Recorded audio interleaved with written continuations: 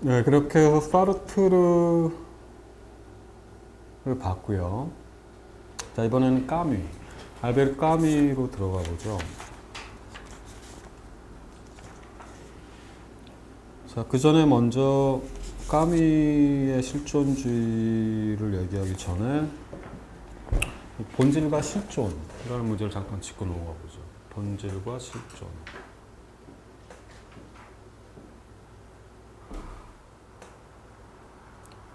본질을 라틴어로 에센치아라고 합니다. 그리고 실존을 엑지스텐치아라고 해요. 에센치아와 엑지스텐치아.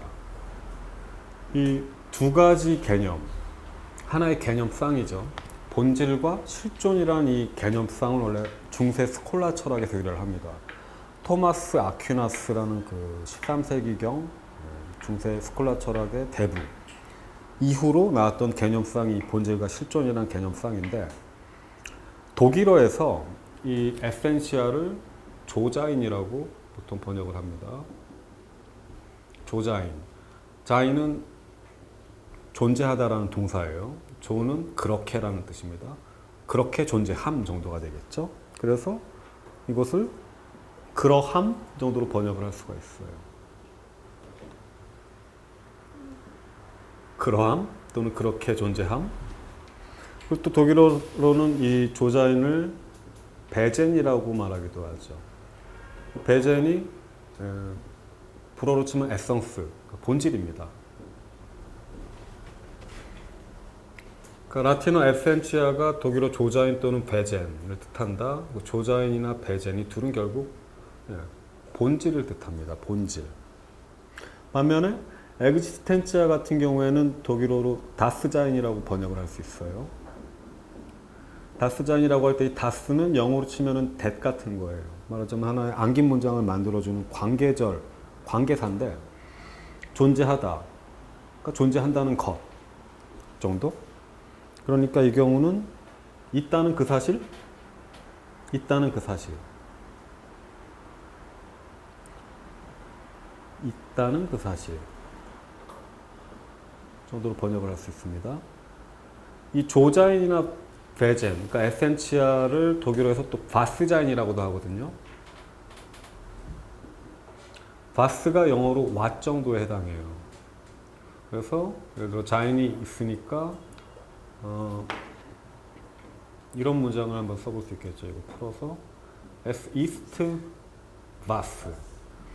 그러니까 자인인데 지금 3인칭 단수 어미 변화, 동사 변화해서 현재형으로 ist라고 쓴 거고요. 그것은 이다, 무엇이다 라고 할 때 이 was가 말하자면 수로, 프레디카트 역할을 하고 있는데, 그러니까 그것은 무엇이다. 예를 들어 그 사람은 학생이다, 그 사람은 강사다라고 할 때 강사다, 학생이다, 이 수로가 바로 이 was 자리에 들어갑니다. 그것은 무엇이다. 이 무엇임, 이 무엇임을 본질이라고 볼 수 있다는 거죠. 근데 반면에 지금 다스자인 같은 경우에는 풀면은 이렇게 되거든요. das es ist, 그러니까 그것이 존재한다는 것, 그러니까 그것이 무엇인가, 그것의 본질이 무엇인가 라는 것과 전혀 상관없이 그냥 그것이 존재한다는 것 자체, 이게 바로 엑지스텐치아, 즉 실존의 문제라는 거죠. 반면 그냥 그것이 있다는 것 말고도 더 나아가서 그것이 무엇인가, 그것의 어떤 핵심, 그것의 핵심적인 속성, 즉 본질을 묻는 것이 바스자인이기 때문에 결국 본질은 에센시아는 본질을 뜻하고 실존은 그냥 있는 것. 예를 들어 현존재라고도 말을 합니다. 하이데거가 말하는 현존재랑은 완전히 다른 뜻이에요. 현존재를 뜻하기도 하게 되는 게 실존이라는 거죠. 자, 그러면은 이 무엇임, 본질이라는 건 무엇인가? 원래 세계는 변화하죠. 세계 속에 있는 우리가 감각적으로 경험하거나 지각할 수 있는 사물들은 끊임없이 시간의 흐름을 타면서 변화하고 있습니다. 근데 시간의 흐름에도 불구하고 변하지 않고 계속해서 남아있는 것, 그러니까 변하지 않기 때문에 시간적으로 영원한 것, 그것을 본질이라고 이 중세 스콜라 철학자들은 생각을 한 거죠. 반면에 실존, 엑지스텐치아 같은 경우는 그냥 있는 것이기 때문에, 예를 들어 나무가 있다. 나무의 있음, 나무는 계속해서 변한단 말이죠. 씨앗으로 생겨나서 그 다음에 거기서 싹이 트고 그 다음에 그게 자라서 나무가 되고 열매가 맺히고 그다음 낙엽이 지고 그 다음에 죽죠. 생성소멸합니다. 이 변화하는 것, 변화 속에 있고 시간적으로 유한한 것, 그것을 실존이라고 봤던 거죠.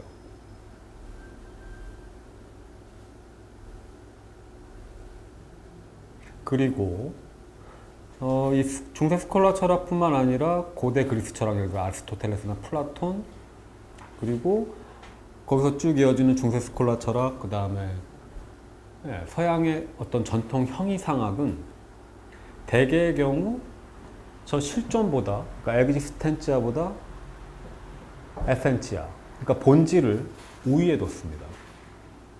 본질이 실존보다 우위에 있다. 이게 전통 형이상학의 입장이었다는 거죠. 자, 근데 지금까지 개념 소개한 것, 이 본질과 실존 관계를 통해서 우리가 실존주의가 말하는 실존 개념을 이해하고자 할 경우 약간 오해의 소지가 있습니다. 지금 전통 스콜라 철학 개념상에서 본질과 실존에서의 그 실존은 실존주의가 말하는 실존과는 좀 달라요. 애초에 실존 철학은 이렇게 전통 형이상학의 본질과 실존 구분 자체의 이의를 제기하거든요. 그러면서 새로운 실존 개념을 제시를 합니다. 그렇기 때문에 우리가 이 스콜라 철학의 본질과 실존상을 통해서, 개념상을 통해서 실존주의의 실존 개념을 이해하려고 하면 안 되고, 오히려 실존주의자들의 그 설명을 통해서 이 실존 개념에 접근하는 것이 옳은 방법이겠죠. 자, 그렇다면은 실존 철학에서 말해지는 실존이란 건 무엇인가? 자, 일단 우리가 사르트르를 보면서 알 수 있었던 건 이거죠. 실존은 즉자에게는 해당하지 않는 개념입니다. 오직 대자에게만 해당돼요. 그리고 대자는 인간이죠. 즉 인간에게만 해당되는 개념이 바로 실존입니다. 인간에게만 실존이라는 개념이 적용될 수 있다. 그 말은 인간이 실존을 갖고 있다는 말인가? 아닙니다. 실존은 소유하는 것이 아닙니다. 오히려 실존은 이행해야 할 것이에요. 이행한다는 건 실제로 행하는 것, 실행한다는 것을 뜻하죠. 말하자면 실존은 내가 인식할 수 있는 어떤 대상 또는 내가 소유할 수 있는 어떤 눈앞에 있는 대상과도 같은 것이 아닙니다. 실존은 일종의 과제처럼 나한테 부여되는 것인데, 나는 고유한 나 자신으로서 존재하기 위해서 실존이라는 과제를 이행해야만 해요. 또는 실존이라는 과제를 실행해야만 합니다. 그 하이데거 같은 경우는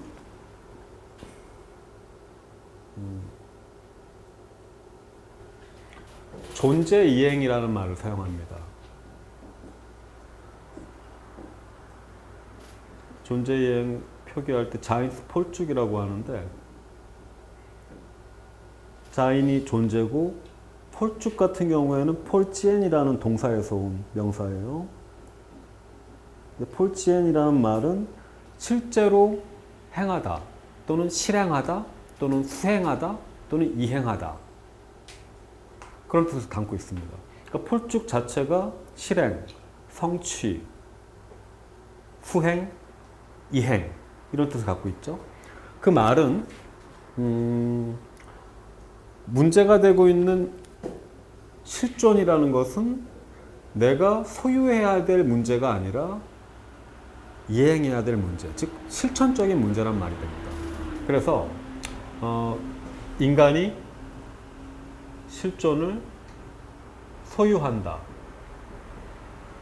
이런 표현은 실존주의자들이 볼 때 잘못된 표현입니다. 실존은 내가 가질 수 있는 어떤 대상적인 것이 아니에요. 오히려 인간은 실존으로서 존재한다. 이게 맞는 표현입니다. 실존으로서 존재한다. 실존으로서 존재한다는 것은 나 자신에게만 고유한 어떤 나의 존재 방식을 내가 실제로 실천하는 것. 그렇게 실천함으로써 존재하는 것. 이게 바로 실존이란 말이 되죠. 자, 이 문제, 존재 이행과 그다음에 그것이 인간의 어떤 실존과 갖는 그 관계 문제. 구체적인 설명은 일단은 하이데거를 다루면서 다루도록 하고요. 자, 아무튼 이 이행 문제, 폴중 문제는 실천의 문제는 우리 하이데거를 보면서 더 정확하게 설명을 하도록 하고요. 자, 우리는 지금 본질 철학, 그러니까 말하자면 서양 전통 형이상학을 우리는 본질 철학이라고 특징 지을 수 있을 것입니다. 이 본질 철학과 실존 철학을 대비시킴으로써 아마도 실존의 그 개념, 실존 개념이 지닌 의미를 좀 더 효과적으로 포착할 수 있을 것 같은데, 자, 그러면 본질 철학, 그러니까 전통 형이상학에 관해서 얘기를 해보도록 하죠. 일단 서양 형이상학의 근원은 아주 멀리는 뭐 파르메니데스, 조금 더 뒤는 뭐 플라톤, 아리스토텔레스, 뭐 그다음에 중세를 거쳐서 뭐 칸트, 헤겔까지 쭉쭉 이어진다고 볼 수 있는데, 이 플라톤과 아리스토텔레스 이래로 오늘날까지에 있어 형이상학은 대체적으로 정신의 형이상학이었습니다. 네. 형이상학이 주로 정신의 형이상학이었다. 사실 굉장히 중요한데, 이 말은 무슨 말이냐면 정신의 형이상학으로서의 형이상학은 최고이며 가장 본질적인 존재자 또는 그 존재자의 존재를 일종의 정신적인 것으로서 상정을 한단 말이죠. 그리고 만약에 형이상학이라는 것이 결국 정신적인 존재를 탐구하는 것이라고 할 때 그 말은 형이상학은 어쩔 수 없이 넘어섬의 운동 또는 상승의 운동 또는 초월의 운동을 수반할 수밖에 없다라고 생각할 수밖에 없게 됩니다. 왜? 우리가 살아가고 있는 세계는 정신적인 세계가 아니라 물질적인 세계니까. 그리고 순전히 정신적인 것을 사유한다는 것은 결국 이 물질적이고 감각적인 세계를 넘어설 때만 가능할 테니까요. 그래서 사실 철학은 이미 언제나 넘어감, 초월 또는 상승의 운동이었다라고 볼 수 있습니다. 특히 본질 철학으로서의 전통형 이상에 있어서 이 넘어섬의 운동은 무엇보다도 정신적인 것을 탐구하는 것의 문제였어요. 그리고 물론 이때 정신적이라는 것은 우리가 넘어서야 할 이곳, 그러니까 물질적 세계와는 달리 불변하고 영원한 어떤 것이었죠. 말하자면은 전통형 이상학은 불변하는 것 내지는 영원한 것을 탐구하려고 시도를 해왔다라고 말할 수 있는 거죠. 플라톤이 이런 식의 사유의 운동, 그러니까 감각적이고 물질적인 세계를 넘어서 불변하고 영원한 어떤 정신적인 것을 탐구하는 그런 상승의 운동으로서의 사유를 정립한 사람이라고 볼 수 있는데, 이 플라톤은 이런 구분을 하죠. 감각적 지각, 그러니까 감각 경험이죠. 그리고 사유를 구분합니다. 플라톤은 감각적 지각과 사유를 구분해요. 사유는 생각이죠. 감각적 지각은 감각적인 경험이죠. 그리고 이 둘을 구분한다는 것은 결국 이 두 가지에 상하는 두 가지 상반된 대상을 역시 구분한단 말이 됩니다. 그래서 감각적 지각이 관계 맺는 대상은 결국 가시계겠죠. 눈으로 볼 수 있는 세계, 즉 물질적인 세계, 바로 이곳입니다. 반면 사유의 대상은 가지계 또는 예지계라고 볼 수 있어요. 사유를 통해서 알 수 있는 세계 또는 지성을 통해서 접근할 수 있는 세계는 순전히 물질적인 이 세계와는 다른 세계, 구분되는 세계죠. 말하자면 플라톤은 현실 세계와 이데아 또는 형상의 세계를 구분했던 것이죠. 감각적인 현실 세계가 한편으로는 있고 다른 한편으로는 이데아 또는 형상의 세계가 있다. 말하자면 두 개의 세계가 있다. 그래서 플라톤의 이런 두 세계론을 가리켜서 두 세계론이라고 흔히들 부릅니다. 세계가 두 가지 종류 구성되어 있다는 거죠.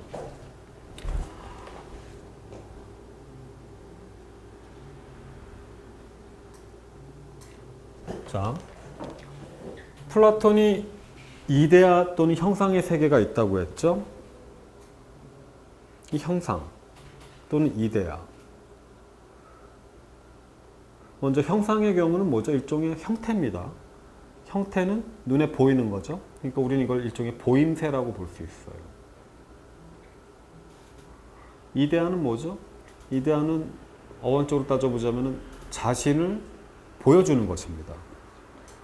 그러니까 결국 문제는 보이는 건데 여기서 보인다고 하는 것은 눈이라는 어떤 감각기관을 통해서 보는 것을 뜻하는 행위가 아니죠. 여기서 본다는 것은 일종의 관조입니다. 관조를 테오리아라고 하는데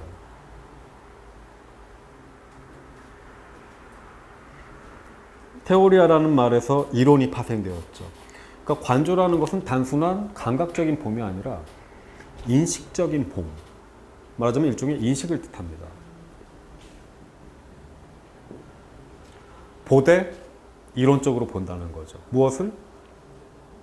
이 감각적인 세계가 아니라 초감각적인 세계에 있는 보임새들, 그러니까 형상이나 이데아를 보는 것. 그것이 바로 사유라고 플라톤은 생각을 했던 겁니다. 왜 그럼 플라톤은 형상이나 이데아라는 이 감각적인 세계를 넘어서 있는 초감각적인 어떤 형상들, 보임새들을 굳이 생각을 했을까? 왜 그런 것들을 고안해냈는가? 왜냐하면 어떤 것이 무엇인지를 알아보기 위해서, 예를 들어 내가 이것을 보고 이거 물병이네, 또는 이것을 보고 이건 물컵이네, 이것들을 알아보기 위해서는 나는 이미 사전에 어떤 본 내지는 척도를 이론적으로 봤어야만 한다라고 플라톤은 생각을 했던 거죠.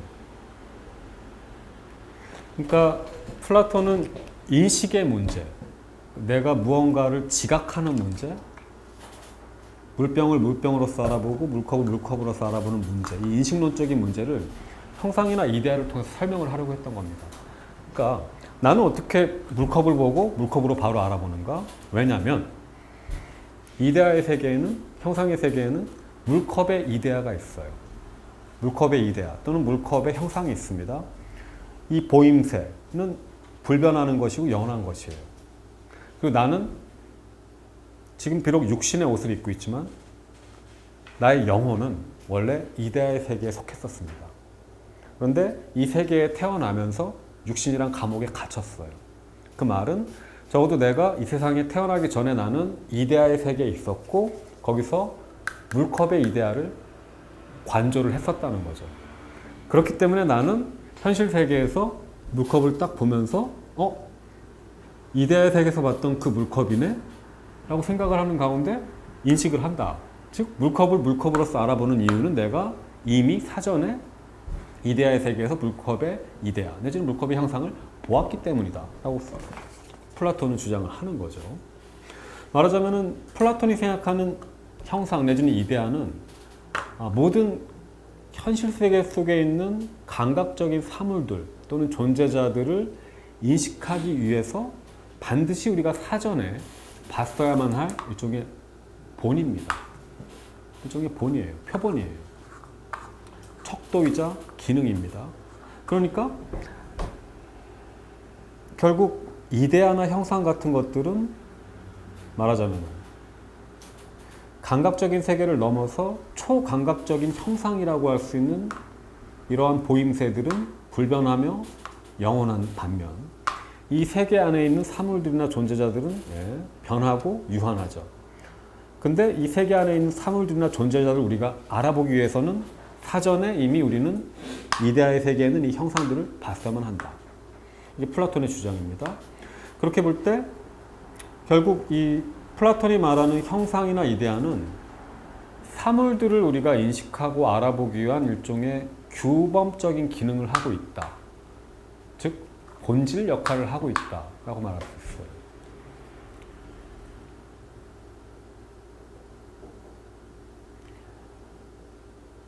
나는 어떻게 하나의 물병을 보면서 이것이 물병임을 알 수 있는가? 아마도 내 눈에 보이는 이 물병이라는 감각적인 개별자는 이것을 우리가 물병으로서 인식하기 위한 최소한의 어떤 핵심적 속성을, 물병만의 어떤 속성을 갖고 있을 것이다. 그렇기 때문에 나는 그 속성을 가진 어떤 물체를 보면서 이건 물병이네 라고 인식을 하는 것이다. 그럼 그 물병이 지닌 물병만의 속성은 무엇인가? 바로 이데아의 세계에 있는 물병의 형상, 물병의 이데아다. 즉 여기서 핵심적인 물병의 속성이란 바로 본질을 뜻하는 거죠. 이런 식으로 우리는 이데아나 플라톤이 말하는 이데아나 형상을 본질 개념과 연관시켜 생각해 볼 수 있습니다.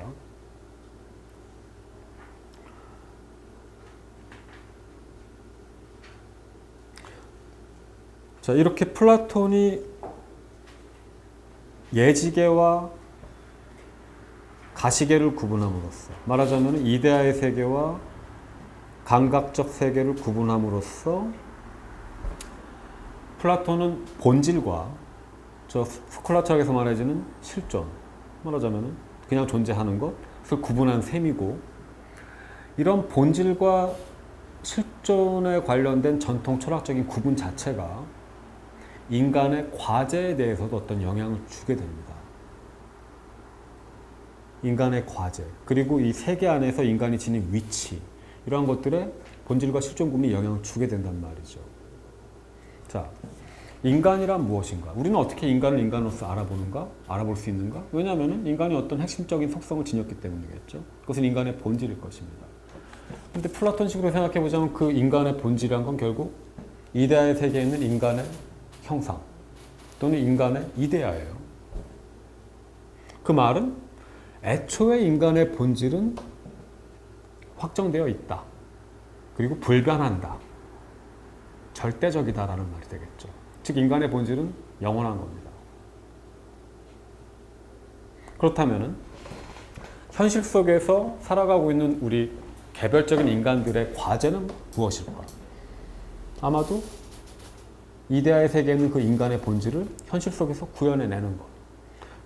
인간의 본질이라는 이데아에 더 가까워지도록 현실 속에서 노력을 하고 실천을 하는 것이겠죠. 네. 인간이 지녀야 할 과제는 결국 인간의 본질로서 상정이 되게 됩니다.